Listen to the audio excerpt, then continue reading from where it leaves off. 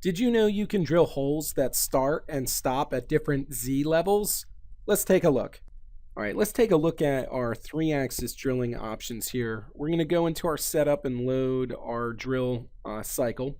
We'll select our geometry. We're still using a standard drill cycle. In this case, we'll select the cylindrical faces that we want to drill out on this part nest here. So we'll select some of our cylinders. We'll choose OK. We will read the hole diameter and the hole depth. Because we are dealing with holes that start and stop at different locations, we'll see them show up in our hole groups here. We use our hole groups to program holes that start and stop at different locations. Other than that, we can choose our machining strategies. I'm just going to compute the defaults, and you'll see that just that easily we can drill holes that are at different Z levels and even that are drilled to different Z levels.